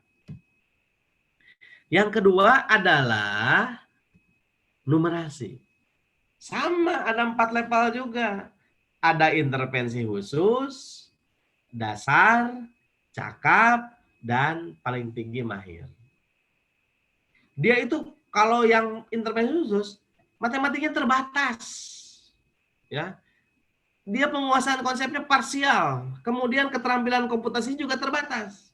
Contohnya bagaimana? Ketika anak membuat data, mengisi data, mengerjakan data, dari hasil penelitian dia melakukan penelitian, maka dia itu perlu dibimbing oleh gurunya untuk mengisi data-data tadi. Bu, ini pakai takometer setelah saya ukur ternyata ukurannya 12,3. Bagaimana Bu? Ya isikan, masukkan ke sini. Dia bimbing. Mengisi datanya dia bimbing. Itu yang peak, perlu intervensi khusus. Kalau yang dasar minimal, anak diberikan contoh saja. Ini contohnya nih. Coba, ini contohnya nih. Cara menyalin datanya seperti begini ya. Ini diagramnya, kamu pindahkan ke dalam table ini. Dia bisa dengan melihat contoh. Itu yang dasar minimal. Ya. Kenapa? Karena dia sudah memiliki keterampilan dasar matematika. Komputasinya dasar. Ya. Dia bisa persamaan langsung, konsep, dasar terkait geometri statistika. Ya. Dan dia mampu menyelesaikan masalah matematika yang sederhana dan rutin. Ya, yang sudah biasa dia bisa. Ya, itu yang dasar. Kalau yang cakap bagaimana? Kalau yang cakap, ya, dia itu sudah tidak perlu lagi contoh mengisi data, bahkan dia sudah mulai bisa membandingkan data yang dia miliki dengan data temannya. Ya, kalau dia mengerjakannya kelompok, dia bandingkan dengan kelompok yang lain, data yang sudah dia buat. Oh, begini nih si datanya. Nih lihat yang saya. Oh iya benar sama. Begitu. Itu yang cakap baik. Kalau yang mahir bagaimana? Kalau yang mahir itu dia mampu menalar, menyelesaikan masalah kompleks, juga non rutin. Ya. Berdasarkan apa? Berdasarkan konsep matematika yang dimilikinya. Bagaimana dia? Data-data dia sudah bandingkan dengan teman-temannya. Dia kemudian mencoba membuka data lain, hasil penelitian orang lain. Dia bandingkan dengan data-data yang ada dalam jurnal. Itu yang mahir dalam kaitan kompetensi numerasi. Ya. Oke, ini saya berikan contoh di dalam ada yang fisika dan olahraga. Ya, nanti Bapak Ibu bisa lihat. Bapak Ibu, penilaian bermutu adalah kunci dari pendidikan bermutu. Penilaian bermutu, kunci pendidikan bermutu. Jadi kalau kita melakukan proses penilaian bermutu, soal-soalnya bermutu. Ya. Bapak Ibu kan sering membuat soal ya. Nah, soal dulu apa kisi-kisi dulu? Ada yang menjawab soal dulu. Harusnya kan kisi-kisi dulu baru soal. Tidak apa-apa Pak. Ya, kita dalam proses belajar. Kita perbaikilah sekarang. Jadi kisi-kisi dulu, soal dulu. Karena banyak juga guru nih. Kisi-kisi tidak ada, soal tidak ada, nilainya ada. Karena dia ngasih nilai Indri 85. Ya. Anatia 78. Rahmat, nah dia ngasih nilainya begitu. Ya, penilaian bermutu itu kunci pendidikan bermutu. Dan harus cepat juga. Mutu pendidikan itu tidak pernah dapat melewati mutu gurunya. Jadi kuncinya adalah meningkatkan mutu guru. Ya. Terus berburu baru, guru yang sudah berhenti belajar sebaiknya segera berhenti mengajar. Ya. Kemudian kita adalah tim kerja dalam Ikatan Guru Indonesia. Jadilah tim kerja yang hebat, yang luar biasa. Jangan seperti begini, bangun jalan kereta api, yang satu ke sini, yang satu ke sini, jadi nggak nyambung. Punya prinsip seperti sepatu, berbeda kiri dan kanan, sepasang tetapi tetap menyatu. Ya. Terima kasih Bapak dan Ibu. Saya ucapkan kepada Bapak Ibu guru-guru hebat semua, sharing and growing together terus Bapak Ibu lakukan, dan mudah-mudahan kita bisa menjadi guru-guru hebat dan menjadi bagian terpisahkan dari amal baik kita dalam perjalanan kita hidup di dunia ini. Saya kembalikan kepada moderator. Terima kasih.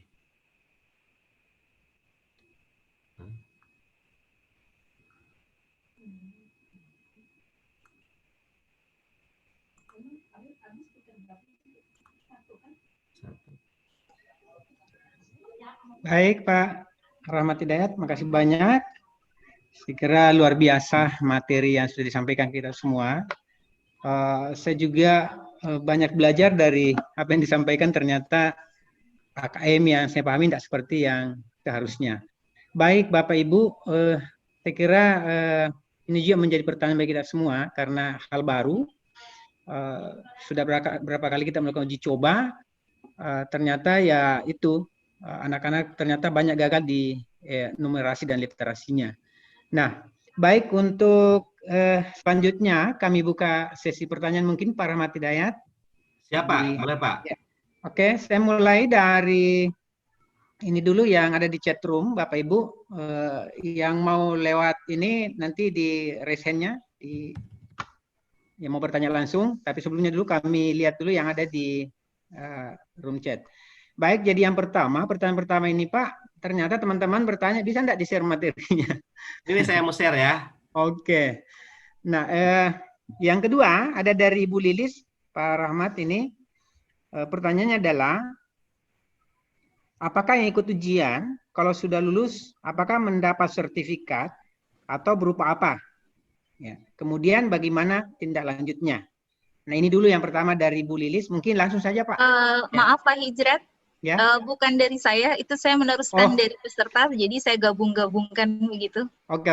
Ya, Makasih itu Bu tadi Lilis. pertanyaan dari peserta ya. Oke, makasih Bu Lilis. Oke, jadi itu Pak. Jadi pertanyaannya adalah, apakah ikut ujian itu nanti mendapatkan apa? Sertifikat atau apa? Ini kan kita baru memulai, jadi mungkin ada informasi yang Pak Rahmat tahu, nanti dijelaskan kita semua. Kemudian bagaimana tindak lanjut dari AKM itu sendiri. Itu yang pertama Pak. Mungkin langsung aja nanti supaya Anda ini satu-satu. Silakan Pak Rahmat. Oke. Yang pertama terkait dengan ketika anak sudah melaksanakan proses AKM ya. Maksudnya kan itu. Ya, iya betul. Oke, Bapak dan Ibu ketika melaksanakan proses, nah ini tadi di awal saya bilang, kalau UN betul nilai per anak, fisika 85, kimia 70, Reni nilainya, Indri nilainya, Lilis nilainya, begitu muncul anak per anak. Kalau ini Bapak dan Ibu, nanti ketika proses AKM nasional selesai, potret sekolah dulu keluar, yang 4 tadi, dari mulai PIK sampai dengan mahir. 4 hal dulu muncul. Kemudian Bapak dan Ibu ketika sudah mendapat 4 hal yang tadi, Bapak Ibu akan melakukannya dalam proses apa yang disebut dengan AKM kelas. Nah, AKM kelas bagaimana? AKM kelas ini kita kan dalam prosesnya belum tahu nih seperti apa. Nah, nanti kita diskusi lagi di bulan Januari 2021 ya. Kalau kita kupas sekarang, orang lain belum ngupas. Nanti kita pahamkan dulu yang pertama, AKM nasional. Kalau yang dimaksud pertanyaan di sini adalah AKM kompetensi, AKM sertifikasi. Kalau yang dimaksud adalah di sini adalah AKM sertifikasi, maka Bapak dan Ibu, ya, Bapak dan Ibu, kami juga belum menemukan juklat dan jenisnya. Itu yang akan saya sampaikan. Nah, kita belum tahu nih seperti apa. Apakah nanti akan muncul nilai-nilai seperti biasa untuk anak-anak yang kelas 12 ya, ataukah seperti apa? Nah, ini yang masih kita tunggu. Tetapi yang jelas siswa nanti ketika dalam mengikuti proses AKM sertifikasi ini direncanakan Pak, Bu. Si AKM sertifikasi ini nyambung dengan apa nanti anak akan masuk ke dalam perguruan tingginya. Begitu. Sehingga nanti mudah-mudahan proses ini bisa kita lakukan. Mudah-mudahan nanti setelah kita masih dapatkan kemarin tanya jawab saya membentuk AKM ya. Nah, yang jelas nanti kita ikuti dulu yang AKM nasional karena ini tugas kita di awal AKM nasional. AKM kelas itu akan mulai berlangsung di semester pertama. Tahun ajaran baru 2021-2022 gitu. Mungkin itu Pak sementara. Oke, makasih Pak Rahmat. Mengingatkan teman-teman juga sebelum kita lanjut, mohon absennya dan feedbacknya diisi. Ini di room chat dari tadi sudah disampaikan sama teman-teman panitia. Oh maaf nih Pak, ada sedikit ini lagi. Ya silakan Pak. Kan ada di slide saya tadi ada disebut dengan kesetaraan ya Pak, Bu. Ada kesetaraan, ya. Nah, ada kesetaraan paket A, paket B, paket C. gitu ya. Kan dulu paket A, paket B, paket C, paket B, paket C khususnya ya. Kalau paket A kan SD. Ya. Paket B, paket C ini kan dulu ketika mereka mau keluar dari paket B, naik ke SMA, A paket C, melanjutkan perguruan tinggi, kan ada UN, ujian nasional. Nah, makanya sekarang di paket B dan paket C itu kita akan terapkan apa yang disebut dengan AKM sertifikasi. Ya. Sehingga nanti anak dapat sertifikat untuk melanjutkan ke jenjang berikutnya yang di pendidikan kesetaraan, Pak, Bu, ya. Oke, silakan Pak moderator lanjut. Oke, lanjut Pak. Berikutnya masih di room chat ini saya bacakan. Pertanyaan kedua, bagaimana cara mengukur tingkat literasi membaca pada anak? Ini mungkin bisa dijelaskan, mungkin ada tes atau apa yang bisa dilakukan, Pak Rahmat? Silakan, Pak. Bagaimana cara mengukur tingkat literasi? Pada bahan bacaan ya? Iya, betul. Oke, saya kira tadi di dalam level kognitifnya kita bisa melihat tuh, kita sudah bisa melihat ya, anak itu ketika baca itu apakah hanya sekedar knowing? Nih saya share dulu ya, saya share lagi sebentar biar enak.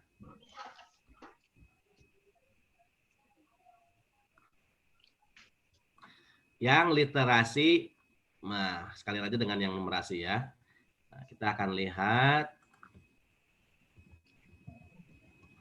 biar enak. Ini saya cepat ya bisa masuk ke situ ya.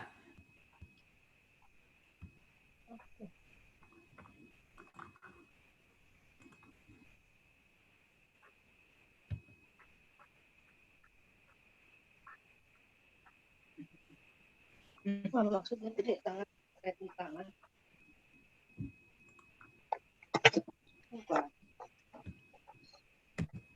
Terlihat ini? Kelihatan Pak? Dah. Oke. Bagaimana cara mengukurnya? Ini ada 3 level kognitifnya. Yang pertama menemukan informasi. Kedua memahami. Ketiga mengevaluasi, merefleksi. Apa yang kita lihat coba? Ini yang menemukan informasi. Kamu baca. Kamu bisa identifikasi tidak? Ada nggak? Kamu bisa nggak deskripsikan suatu gagasannya? Atau informasi yang eksplisit di dalam itu? Ya. Ini level kognitif ini kita pelajari. Lalu kalau yang numerasi ini S. Ya. Level kognitif numerasi ini kita lihat. Nah ini, ya dari mulai tahu, ya, applying, menerapkan sampai dengan menganalisis. Ada tangan ini, jadi saya nggak mengerti. 2 orang pakai tangannya. Oke, sementara itu mungkin Pak. Lanjut. Oke, makasih Pak Rahmat. Satu lagi dari room chat sebelum saya persilakan teman-teman yang bertanya langsung. Ini dari Pak Dr. Anda Najat. Mengapa yang dipilih untuk AKM itu katanya hanya kelas 11 Pak untuk SMA? Silakan Pak Rahmat.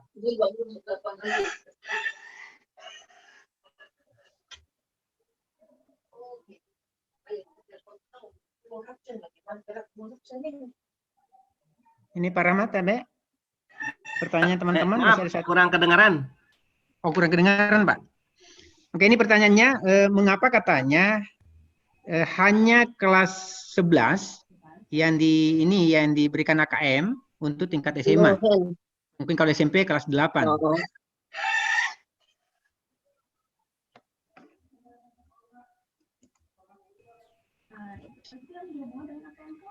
Silakan Pak Rahmat. Siap. Saya jawab ya. Ya, silakan. Jadi yang pertama, Bapak dan Ibu, ini sedikit saja ya. Di tahun 2021 kurikulum kita ada sedikit berubah nih. Ya, akan kembali disederhanakan. Kita akan mengenal level-level pembelajaran. Jadi ada 6 level pembelajaran. 1, 2 sampai dengan 6. Level 1 itu kelas 1 dan 2 SD. Level 2, 3 dan 4. Level 3, 5 dan 6. Makanya ditempatkan di kelas 5. Kemudian level 4 itu 7, 8. Di akhir level 4 dia mau naik ke level 9, level 5 maka dia AKM dulu. Level 4 kelas 9 10. Dan level 6 11 12. Ya. Nah, karena kelas 9 dan kelas 10 itu satu level, maka ada kemungkinan nanti kelas 9 dan kelas 10 itu mata pelajaran yang diajarkannya sama. Contoh misalnya kalau di SMA kelas 10 dulu ada fisika, dulu sekarang ada fisika, kimia, biologi. Nanti di SMA pelajarannya IPA. Pelajarannya IPS. Jadi sama dengan kelas 9. Kemudian yang ketiga, yang berikutnya, kenapa di kelas 11? Karena dia baru masuk di level 6. Kemudian yang kedua, alasan yang lain, kenapa ditempatkan kelas 5, kelas 8, kelas 11? Diharapkan nanti anak yang punya masalah di literasi dan numerasi di kelas 5, di kelas 8, maupun di kelas 11, sekolah tersebut, Bapak Ibu guru masih punya kesempatan untuk memperbaiki anak. Di mana? Di kelas 6-nya, di kelas 9-nya, dan di kelas 12-nya. Yang nanti akan diterapkan menjadi AKM kelas. Nih sekarang anak kelas 11 akan kita uji di tahun 2021 bulan Maret.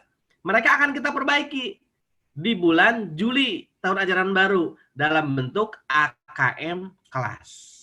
Ya, AKM kelas itu seperti apa? Ya, ditahan dulu keingintahuan untuk itu. Nanti kita akan lanjut pertemuan kita di bulan Januari, sosialisasi AKM kelas. Ya. Oke Pak, mangga. Makasih Pak Rahmat. Oke, lanjut, kita persilakan teman-teman yang mau bertanya langsung. Ada Pak Saleh, silakan Pak. Ya Pak. Oke, silakan Pak. Assalamualaikum warahmatullahi wabarakatuh. Salam warahmatullahi wabarakatuh. Terima kasih Pak atas kesempatan yang diberikan kepada saya Pak. Jadi ini yang saya tanyakan sini Pak, ada beberapa pertanyaan Pak. Yang pertama Pak, untuk jumlah soal Pak, soal AKM untuk siswa SD Pak. Terus yang kedua Pak, apakah untuk AKM ini Pak, untuk kelas 5 itu Pak, itu keseluruhan siswa atau sebagian Pak? Kalaupun sebagian Pak, kira-kira ada perbandingan ataukah tidak Pak, antara jumlah laki-laki dan perempuan Pak? Terus yang ketiga Pak, ini untuk siswa Pak, setelah dia mengikuti AKM ini Pak, apakah dia juga mendapatkan rapot Pak? Itu saja Pak, terima kasih Pak. Oke, langsung Pak Rahmat, silakan. Yang terakhir saya masih belum dapat. Yang terakhir nggak jelas terakhir. Oh, apakah katanya tetap mendapatkan rapor di SD? Oh ya? iya. Tadi. Oke. Bapak dan Ibu, ya. Yang namanya rapor SD, SMP, SMA tetap ada. Ya, ujian sekolah tetap ada untuk SMA, SD, SMP. Untuk SMK ujian kompetensi tetap ada. Ya, jadi hal-hal yang sudah kita lakukan selama ini tetap ada. Ya. Yang tidak ada UN, jelas. Kemudian tadi muncul pertanyaan, kalau SD berapa orang pesertanya? 30 orang. SD itu maksimal 30 orang. Cadangan 5. Bagaimana saya siswa SD-nya cuma 20 orang kelas 11-nya? Ikut semua. Ya, ikut semua kalau begitu. Nah, kemudian muncul pertanyaan lagi, apakah ini tidak tumpang tindih dengan akreditasi dengan lain sebagainya? Oh, jelas tidak. Nanti justru akan bersinergi seperti sinergi kita pada hari ini, sinambung dan berbagi, ya. Itu akan saling mengisi. Bahkan perlu saya sampaikan kepada Bapak dan Ibu, di kemudian hari bagian daripada penilaian akreditasi adalah AN, Asesmen Nasional, yang berisi 3 tadi ya, AKM, survei karakter, dan survei lingkungan belajar. Jadi itu menjadi bagian terpisahkan. Jadi nanti akan terintegrasi semuanya dalam proses-proses asesmen. Ya, itu Pak, monggo. Ya, makasih Pak Rahmat. Segera jelas Pak. Lanjut Pak Ade Kosasi, silakan Pak. Ya, lagi angkat tangan Pak Ade, silakan. Assalamualaikum warahmatullahi wabarakatuh. Assalamualaikum. Ya, terima kasih Pak Rahmat dan Bapak Moderator yang telah memberikan kesempatan. Perkenalkan, nama saya Eko Sasi dari SMKN Negeri 1 Soreang, Pak, Kabupaten Bandung, Pak. Kebetulan Kang saya Ade, Kang dari Ade, mohon. Pelajang Tepang, Pak Rahmat. Ya, sami-sami Kang Ade. Mohon. Saya dari anggota IGI Kabupaten Bandung juga, Pak, tahun 2017. Begini, Pak, mengenai AKM ya, Pak ya, yang kita bahas dari hari ke hari itu baru tataran konsep ya, Pak ya, untuk pelaksanaan AKM ini seperti apa. Apakah ke depannya bagi guru-guru itu ada penataran ya, Pak, mengenai teknis pelaksanaan AKM nanti di sekolah? Itu yang pertama, Pak. Kemudian yang kedua, ketika kita melaksanakan AKM nasional ya, Pak ya, asesmen nasional tadi, kita tidak dibatasi oleh mata pelajaran ya, Pak. Tapi kita dibatasi dengan literasi dan numerasi, Pak. Nah, sedangkan di sekolah itu siswa itu belajar beberapa mata pelajaran. Berarti di sini ada kesinambungan, kemudian ada kolaborasi antar mapel mungkin, Pak ya. Karena yang tadi dibahas dari AKM itu adalah literasi dan numerasi. Bukan literasi mata pelajaran literasi mata pelajaran yang lainnya gitu. Tetapi literasi dan numerasi secara umum. Nah, kedepannya apakah kita sebagai guru mapel ada kolaborasi khusus tidak dengan mapel yang lain, Pak? Agar AKM ini antara literasi satu, mata pelajaran lain dengan numerasi yang lain terkait gitu, Pak. Sehingga nanti di kelas 8 dan di kelas 11 siswa bisa melakukan AKM tersebut. Itu yang kedua, Pak. Kemudian yang ketiga, mengenai SLB ya, Pak ya. Survei lingkungan sekolah ya. Lingkungan belajar, Pak. Ketika survei ini dilakukan, kemudian guru itu mungkin dalam tanda kutip ada beberapa pesan dari kepala sekolah ya, Pak ya. Mungkin harus gimana cara pengisiannya, apakah ini akan mempengaruhi survei tersebut gitu, Pak.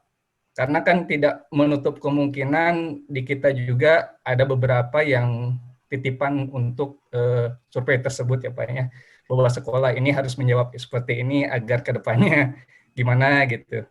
Tadi kan Bapak bilang jaga 3M, 17M juga nggak dijaga gitu.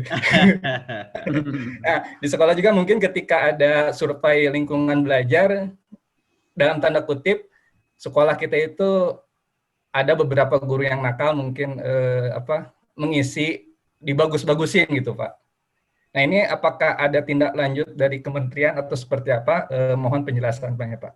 Mungkin itu pertanyaan dari saya, mudah-mudahan dapat dimengerti ya, Pak ya. Mohon maaf apabila ada kesalahan kata-kata. Terima kasih atas waktunya Pak Rahmat dan Pak Moderator.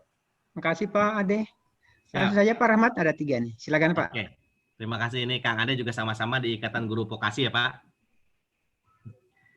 Oke, Bapak dan Ibu, sekarang mari kita sedikit untuk mengubah sesuatu hal tentang penilaian yang selama ini sudah muncul di dalam kita. Misalnya tadi Pak Ade secara kepala sekolah instruksikan guru-guru, kamu jawabnya ini. Bapak dan Ibu, saya akan berikan contoh pertanyaan, Pak ya. Contoh pertanyaan. Ini contoh pertanyaan dalam model survei karakter. Terlihat, Pak ya? Saya besarkan. Pak Moderator, mohon dicek kalau kelihatan, bilang kelihatan ya. Udah kelihatan, Pak. Udah. Bapak dan Ibu, ini Bapak Ibu ketika baca soal ini, silakan ini baca soal ini. Ini ada 4 option. Mau jawab yang mana? Jawab yang A benar. Jawab yang B bisa. Jawab yang C juga bisa. Jawab yang D bisa, Pak.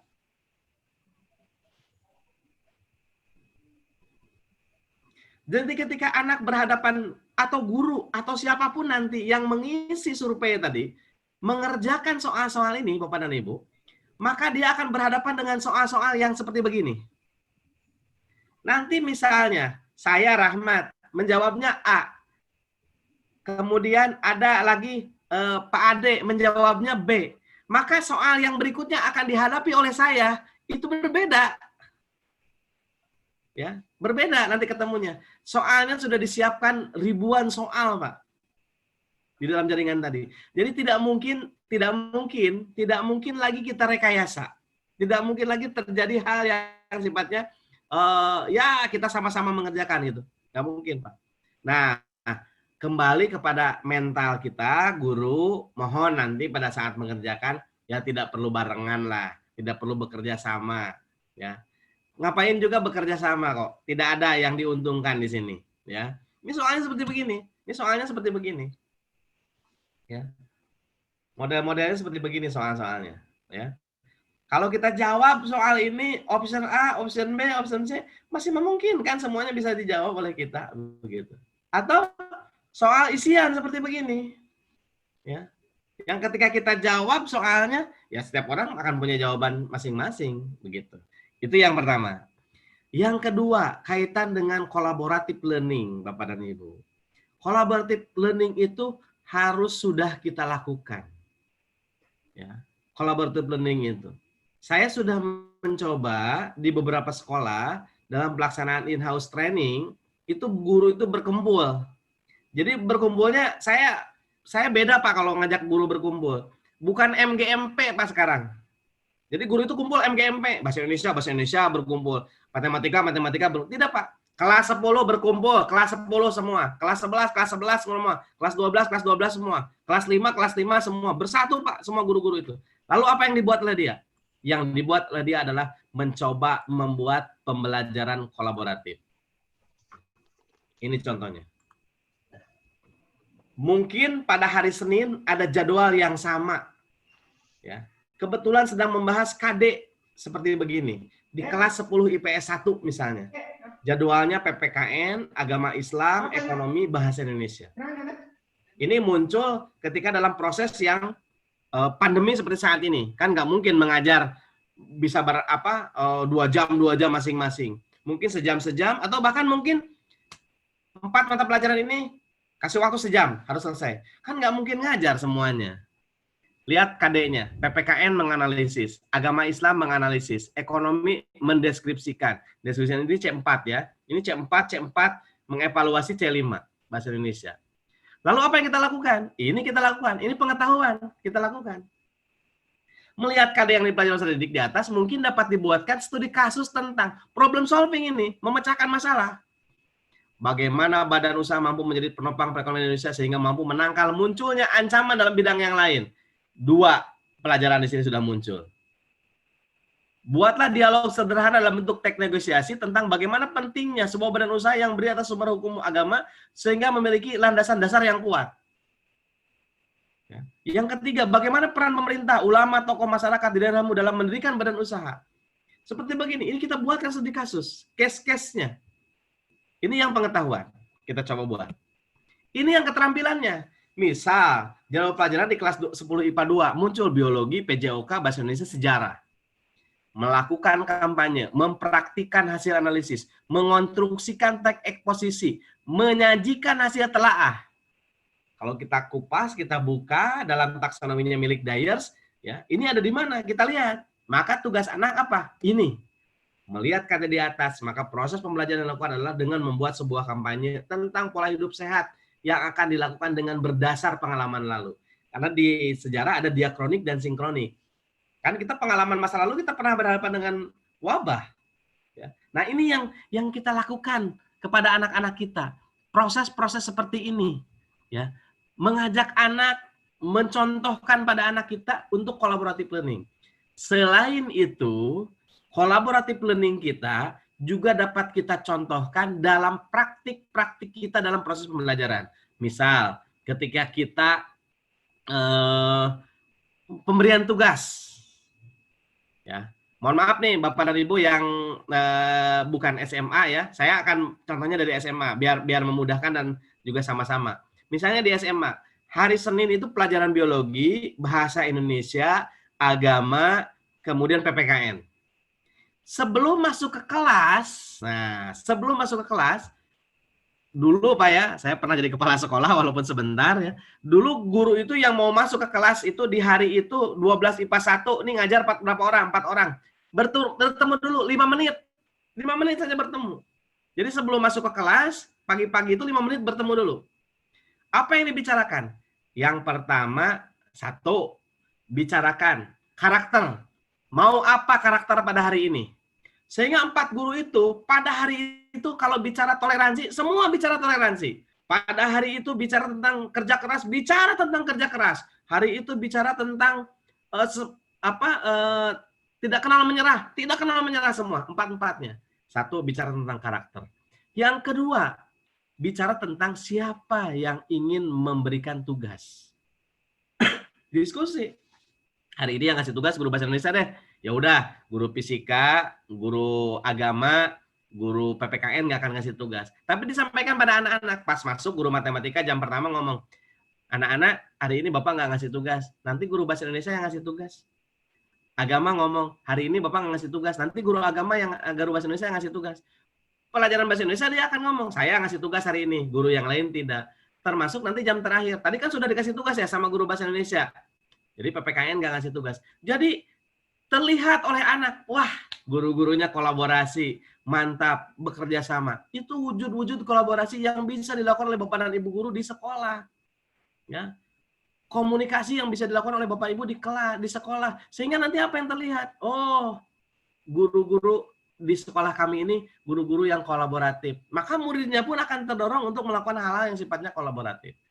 Nah, asesmen nasional mengajak kita untuk mengerjakan soal-soalnya nanti. Soal yang kolaboratif, soal yang kreatif, soal yang komunikatif, mengajak menalar, berpikir kritis, luar biasa Pak.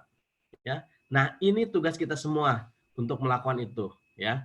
Dan sebagai harapan untuk Indonesia maju, ya. Pendidikannya hebat, Indonesianya bisa maju. Saya kira itu, mudah-mudahan Pak Ade, mudah-mudahan tidak puas nih. Ya. Kalau tidak puas kan saya nanti diundang ke Soreang. Terima kasih Pak. Terima kasih Pak Rahmat. Ya. Satu lagi mungkin ini sebelum kita tutup sesi pertanyaan, karena sekarang sudah 11.33 ini. Silakan Ibu Siti. Resen saya lihat. Mungkin ada yang mau ditanyakan, Ibu Siti Indrawati. Silakan Bu. Halo Bu Siti. Oke, kayaknya tidak direspon Pak Rahmat. Ya. Baik, mungkin teman-teman, karena ini waktu kita juga semakin mepet menjelang duhur ini, saya kira cukup pertemuan kita hari ini. Saya kira sudah sangat luar biasa ilmu dari Pak Rahmat ini. Ya, banyak hal yang bisa kita pelajari dari situ dan materinya juga sudah di-share ke teman-teman. Mohon untuk diunduh, diambil di room chat. Kemudian jangan lupa absensi, Bapak Ibu tetap diisi. Kemudian sebelum kami tutup, mungkin teman-teman bisa menyalakan semua videonya, kita foto sama-sama untuk pertanggungjawabannya teman-teman panitia. Silakan Bapak Ibu dibuka videonya semua, kemudian kita foto sama-sama. Oke Bapak Ibu, saya ambil ya line Silakan. pertama.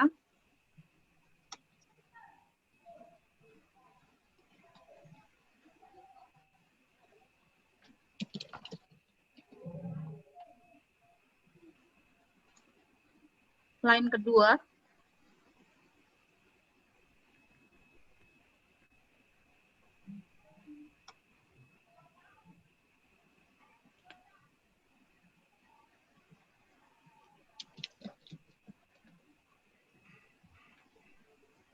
Line ketiga. Mohon yang belum menyalakan kamera, silakan nyalakan.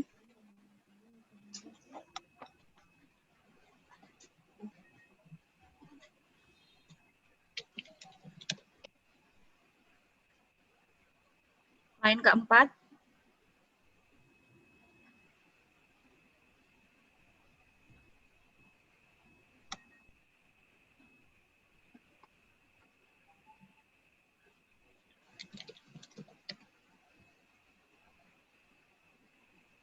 Line kelima.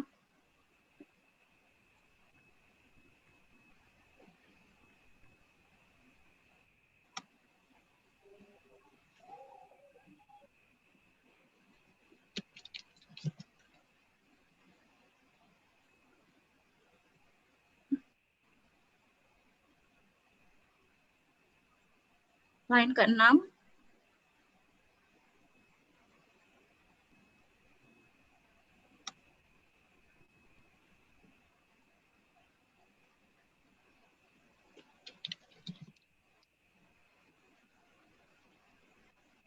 Line terakhir, line ke-7.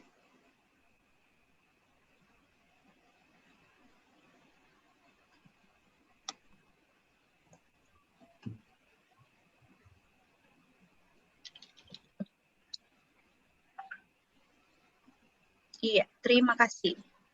Oke, makasih Bu Lilis. Iya, Teman-teman sama-sama. semua yang saya hormati, mari kita sama-sama mengucapkan banyak terima kasih ke Pak Rahmat Hidayat yang sudah luar biasa memberikan ilmu ke kita semua.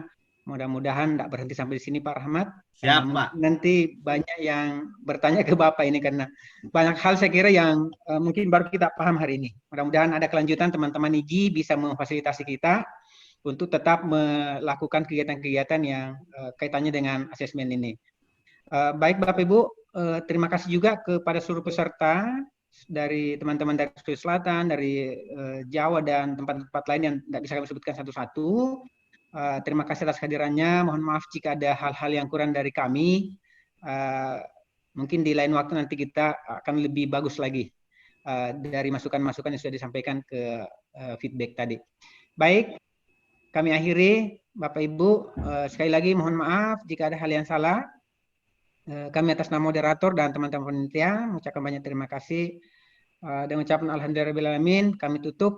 Assalamualaikum warahmatullahi wabarakatuh. Waalaikumsalam warahmatullahi wabarakatuh. Terima kasih Pak Rahmat, terima kasih Pak Hijrat, Pak Wahid, dan teman-teman dari Sulawesi Selatan, serta teman-teman dari seluruh Indonesia lainnya. Kami Sinergi mohon pamit. Mudah-mudahan apa yang disampaikan narasumber hari ini itu bermanfaat. Semoga kita bisa ketemu di lain kesempatan. Terima kasih semuanya. Kami pamit ya. Assalamualaikum.